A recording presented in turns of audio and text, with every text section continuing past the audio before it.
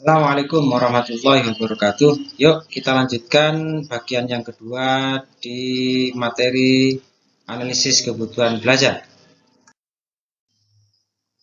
Tahapan yang pertama, pengumpulan informasi itu adalah dalam rangka untuk merancang pembelajaran pertama kali yang harus dilakukan oleh seorang desainer. Dalam hal ini adalah kita sebagai guru perlu untuk memahami terlebih dahulu informasi tentang siswa kita itu. Kalau kita akan kasih materi ini, dia akan dapat mengerjakan apa. Kemudian ketika kita akan menyampaikan materi ini, siapa yang memahami apa. Kemudian ketika kita akan menyampaikan materi ini, siapa yang akan belajar. Maka tentu dalam hal ini siswa. Siswa kita itu bagaimana kondisi sebelum dikasih perlakuan melalui proses pembelajaran ini. Kemudian kira-kira kendala apa yang akan dihadapi. Dan bagaimana pengaruh keadaan tertentu terhadap karakteristik siswa. Selanjutnya, berbagai informasi yang dikumpulkan akan dapat bermanfaat dalam menentukan tujuan yang ingin dicapai beserta skala prioritas dalam pemecahan suatu masalah. Kemudian yang kedua adalah tahapan identifikasi kesenjangan. Jadi yang dimaksud dengan kesenjangan itu apa yang telah dimiliki siswa kita itu sebelum menerima perlakuan dengan apa yang seharusnya dimiliki oleh siswa kita setelah diberikan perlakuan pembelajaran atau penyampaian informasi tentang pengetahuan dan pengalaman kita kepada murid-murid kita. Nah, dalam hal ini, bagaimana kita berusaha untuk dapat menggunakan setiap potensi dan sumber yang ada. Di sini ada komponen input meliputi kondisi yang tersedia pada saat ini.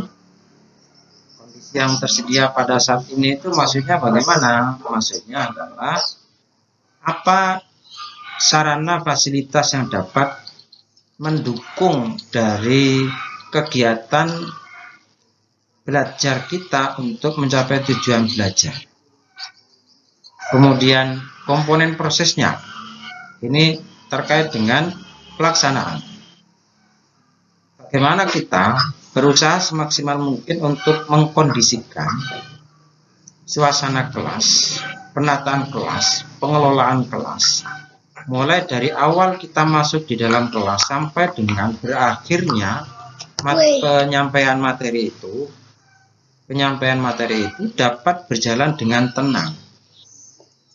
Oleh karena itu sebenarnya barangkali dapat kita saksikan bagaimana format kelas itu yang semestinya ketika kita melaksanakan kegiatan belajar mengajar tidak ada rangsangan. Baik itu yang dapat ditangkap oleh indera penglihatan kita atau suara yang dapat ditangkap oleh indera pendengaran kita, di mana rangsangan dari luar itu kemudian dapat mengganggu kepada proses kegiatan pelaksanaan pembelajaran sehingga itu akan memecah konsentrasi. Nah, ini juga perlu dipersiapkan sebaik mungkin. Bagaimana kita mengkondisikan. Kemudian yang kedua di tahapan identifikasi kesenjangan ini adalah tentang produk. Hasil dari yang kita lakukan melalui proses kegiatan belajar mengajar itu terkait dengan penguasaan kognitifnya, pengetahuan, kemudian afektif, tingkat penerimaan, kemudian psikomotorik, tingkat keterampilan untuk dapat mengimplementasikan penguasaan kognitif dan afektif itu pada perilaku yang kita harapkan.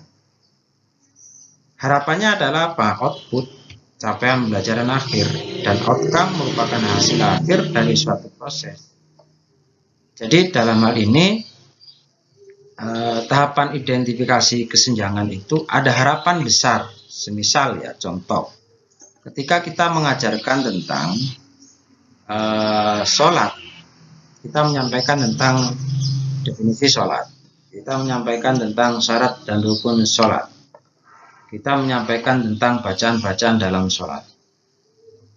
Harapan kita adalah bagaimana peserta didik kita itu dari semula tidak mampu melaksanakan sholat dengan baik dan benar sesuai dengan syarat dan pemenuhan rukun-rukunnya, maka setelah kita kasih materi tentang sholat itu secara kognitif, afektif, dan penuh kesadaran, dia mampu dan bersedia dengan ikhlas melaksanakan sholat dengan baik dan benar sesuai dengan ukuran, syarat, dan rukun yang terpenuhi.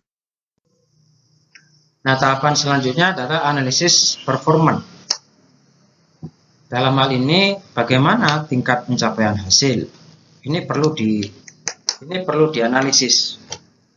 Kemudian pelaksanaan tugas-tugas secara aktual. Ini adalah bagaimana kita memberikan kepada peserta didik kita itu untuk dapat mengaktualisasikan dalam bentuk konsep yang dapat mereka tuangkan, yang dapat mereka narasikan baik tulisan maupun lisan atau dalam bentuk perilaku, di mana semua itu merupakan hasil pengejawantahan dari penguasaan afektif dan kognitif mereka. Oleh karena itu dibutuhkan bagi kita di analisis performance sebagai kontrol terhadap penguasaan materi yang kita berikan kepada para peserta didik kita itu melalui observasi. Bagaimana perilaku mereka, bagaimana sikap mereka, bagaimana kehidupan mereka dalam bersosialisasi diri kepada temannya, kepada lingkungannya, apakah sesuai dengan harapan kita atau tidak.